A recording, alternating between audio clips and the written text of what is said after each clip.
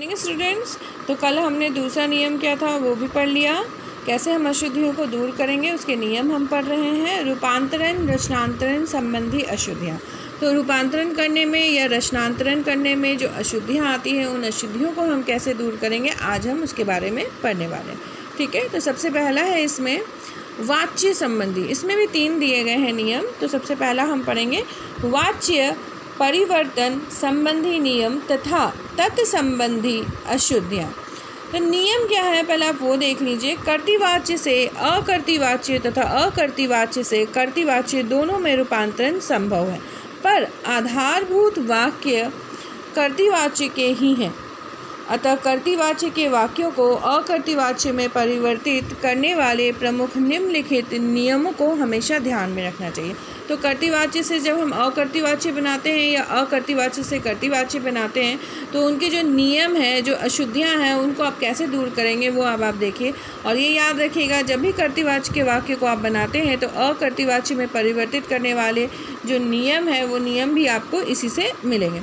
हिंदी में कर्ता तथा कर्म का स्थान परिवर्तन वैकल्पिक है, मतलब कर्ता या कर्म का स्थान हम बहुत कम बदलते हैं, ये वैकल्पिक है। बच्चा दूध पीता है, बच्चे के द्वारा दूध पिया जाता है या दूध बच्चे के द्वारा पिया जाता है।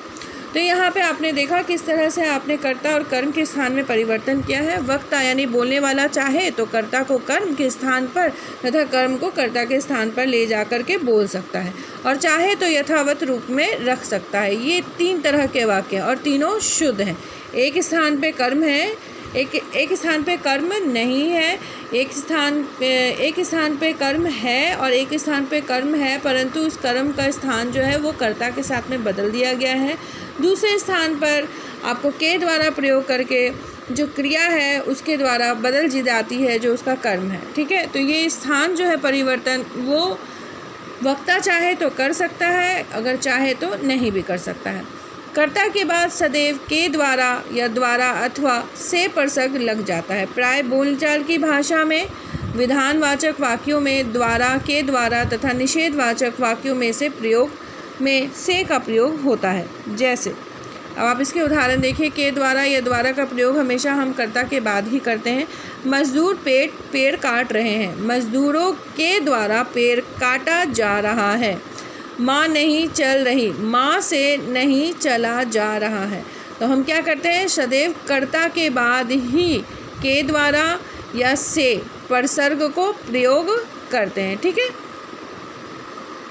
तो आपने देखा कि किस प्रकार कर्ता को कर्म के स्थान पर रख दिया गया था, लेकिन कर्ता को जब हम कर्म के स्थान पर रखते हैं तो उसके जो के द्वारा या प्रसर्ग है या से वो उसके साथ ही जुड़े रहते हैं। ठीक है, वो उसके साथ रहते हैं, वो उसके साथ से नहीं हटते। ठीक है, अब जैसे कि आपको पहले मैंने बताया कि बच्चा दूध पीता है, यहाँ पे कर्ता है, कर्म है, क्रिया है।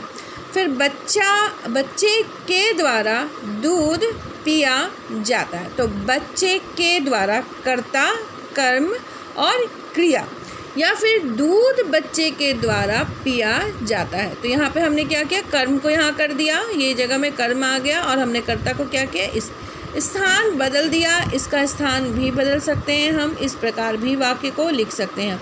तो कर्म का स्थान कहाँ चला गया, कर्ता के स्थान पे, और कर्ता का स्थान कहाँ पे आ गया, कर्म के स्थान। ठीक है, और इसी प्रकार देखिए कि कर्ता के बाद जो है सदैव हम के द्वारा या द्वारा का प्रयोग करते हैं या फिर से प्रसंग का प्रयोग करते हैं। अगला नियम है अधिकांश क्रिया रूपों के मध्य में जा रूप जुड़ जाता है, जैसे खाया जाता है, किया जाता है आदि, या सोया जाता है। ये कुछ उदाहरण है। बच्चा सो रहा है, बच्चे के द्वारा सोया जा रहा है। तो किसका प्रयोग हम करते हैं, जाता है, या सोया, बच्चे के द्वारा सोया जाता है, बच्चे के द्वारा सोया जा रहा है।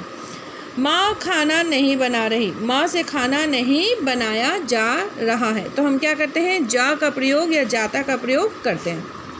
तो हम किसका प्रयोग करते हैं, जाता का प्रयोग करते हैं या जा रहा का प्रयोग करते हैं। ठीक है, आप चाहे तो यहाँ पे जाता या तो चाहे पे जा रहा प्रयोग कर सकते हैं, लेकिन जा रूप जो है वो क्रिया के रूप के मध्य में जुड़ जाएगा। ठीक है, आकर्तृवाच्य बनाते समय कुछ क्रियाओं के बिना जा वाले यानी कि जा रूप जो है व्युत्पन्न अकर्मक भी संभव है।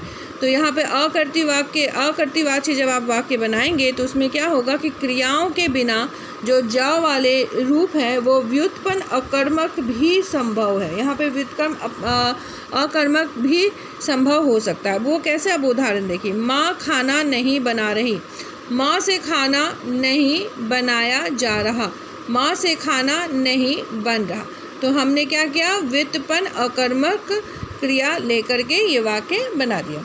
मजदूर पेड़ नहीं काटते, मजदूरों से पेड़ नहीं काटा जाता।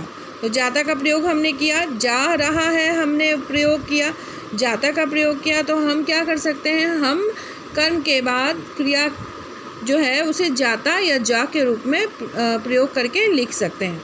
और एक जगह में है व्युत्पन्न अकर्मक क्रिया, जैसे मजदूरों से पेड़ नहीं कटता, तो ये अकर्मक क्रिया है।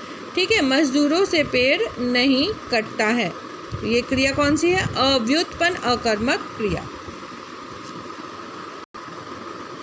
अब आपको वाच्य संबंधी अशुद्धियों के कुछ उदाहरण दिए गए हैं, जिसमें वाच्य संबंधी अशुद्धियाँ होती हैं, उसको दूर करके आप शुद्ध रूप में कैसे लिखेंगे उसको देखें। यहाँ लोगों के द्वारा सोते हैं, यहाँ लोगों के द्वारा सोया जाता है। तो देखिए यहाँ पे जाता का प्रयोग किया गया है ना, जाता मैंने आपको पहले ही बताया था, क्रिया में जाता का प्रयोग हो सकता है। या यहाँ सोया जाता है, ठीक है, अव्युत्पन्न अकर्मक संभव है, यहाँ पे यहाँ सोया जाता है। यह पाठ हमारी पाठ्य पुस्तक से लिया गया है, यह पाठ हमारी पाठ्य पुस्तक से लिया गया है। ठीक है, यह पाठ हमारी पाठ्य पुस्तक से लिया गया है। वाच्य परिवर्तन के 3 नियम बने हैं, वाच्य परिवर्तन के 3 नियम बनाए गए हैं। बच्चों से परीक्षा नहीं दी, बच्चों से परीक्षा नहीं दी गई, या बच्चों के द्वारा परीक्षा नहीं दी गई। अब चाहे तो कर्ता के साथ के द्वारा का प्रयोग कर सकते हैं। पिताजी ने अखबार पढ़ लिया है, पिताजी से या फिर के द्वारा अखबार पढ़ लिया गया है। ठीक है, या तो से का प्रयोग करेंगे कर्ता के साथ या फिर के द्वारा का प्रयोग करेंगे। चोर के द्वारा यह पुस्तक चुराया है, चोर के द्वारा यह पुस्तक चुराई गई है। यहाँ पे कर्ता के साथ के द्वारा का प्रयोग हम करेंगे और पुस्तक के साथ हम क्या करेंगे, चुराई गई है। ठीक है, यहाँ पे लिंग परिवर्तन हो जाएगा, चुराया की जगह चुराई गई है। मकान मालिक द्वारा हमें बाहर निकाल दिया, मकान मालिक के द्वारा हमें बाहर निकाल दिया गया। ठीक है, अगला है माँ से खाना नहीं बनाए गए, माँ के द्वारा खाना नहीं बनाया गया। तो माँ के द्वारा कर्ता के साथ हमने क्या करा, के द्वारा या फिर से प्रयोग करके हम क्या करते हैं, शुद्ध वाक्य बनाते, खाना नहीं बनाया गया या बनाया जाता है।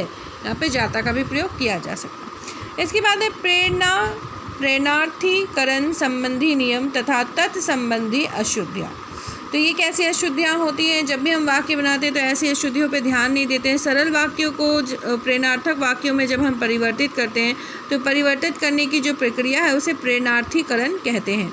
इस परिवर्तन में एक ओर अकर्मक सकर्मक क्रिया को प्रेरणार्थक क्रिया में बदल दिया जाता है, तो दूसरी ओर प्रेरक संज्ञाओं का प्रयोग किया जाता है। तो हम क्या करते हैं, यहाँ पे प्रेरक संज्ञाओं का प्रयोग करते हैं और इस वाक्य को हम क्या करते हैं, प्रेरणार्थी वाक्यों में बदल देते हैं, एक सरल वाक्य को। बच्चा दूध पीता है, माँ बच्चे को दूध पिलाती है। तो इसे हमने क्या कर दिया, प्रेरणार्थक वाक्य में बदल दिया। बच्चा दूध पीता है, माँ आया से बच्चे को दूध पिलवाती है। तो यहाँ पे प्रेरक संज्ञा क्या है, माँ है। ठीक है, प्रेरक संज्ञा आया, प्रेरक संज्ञा क्या है, ये आया, माँ, ये सब क्या है, ये प्रेरक संज्ञा। और ये वाक्य क्या हो गया, ये प्रेरणार्थी वाक्य में परिवर्तित हो गया। पिलाती है, पिलवाती है, दिलवाती है। ठीक है, अतः यह ध्यान रखना चाहिए कि जो मूल क्रिया है उसमें प्रथम प्रेरणार्थक शब्द क्या बनता है, पीना का पिलाना, और द्वितीय प्रेरणार्थी क्या बनता है, पिलवाना। इसमें भी प्रथम और द्वितीय होता है, इसका भी आपको ध्यान रखना है। हिंदी में क्रिया का प्रथम प्रेरणार्थक रूप क्रिया के मध्य में आ जोड़कर तथा द्वितीय प्रेरणार्थक रूप व जोड़कर बनाया जाता है। कोई भी आपके पास क्रिया है, इसे आप जब अ जोड़ देते हैं तो ये प्रथम प्रेरणार्थक शब्द बन जाता है, और जब हम उसमें व जोड़ देते हैं तो वो क्या बन जाता है, वो द्वितीय प्रेरणार्थक शब्द बन जाता है। तो शब्द का परिवर्तन कैसे, उसका ध्यान रखिएगा तो वाक्य परिवर्तन आ जाएगा। पीना पिलाना पिलवाना, चलना चलाना चलवाना, लिखना लिखाना लिखवाना। ठीक है, तो ये प्रथम प्रेरणार्थक है, ये द्वितीय प्रेरणार्थक है। प्राय द्वितीय प्रेरणार्थक क्रिया दो प्रकार प्रेरक संज्ञाएं लेती हैं। द्वितीय प्रेरणार्थक जब होती हैं ये, तो ये हमें क्या करती हैं, ये दो प्रेरक संज्ञाएं लेती हैं, एक नहीं बल्कि दो लेती हैं। पर ऐसा हमेशा नहीं होता, कुछ द्वितीय प्रेरणार्थक क्रियाएं ऐसे भी होती हैं जो केवल एक ही प्रेरक संज्ञा ले लेती हैं। जैसे कि नौकर कपड़े धोता है, माँ नौकर से कपड़े धुलाती, माँ नौकर से कपड़े धुलवाती है। तो किसी किसी स्थानों में क्या होगा, एक प्रेरक आपको शब्द बनेगा और कहीं कहीं पे आपको द्वितीय प्रेरक संज्ञाएं बन जाएंगी। ठीक है, मजदूर काम करते हैं, वह मजदूरों से काम कराता है, वह मजदूरों से काम करवाता है। तो यहाँ पे संज्ञा जो है वहाँ पे एक ही प्रेरक संज्ञा का प्रयोग किया गया है। ठीक है, तो आज इतना पढ़ लीजिएगा, इसे याद भी कीजिएगा, समझने का प्रयास भी कीजिएगा।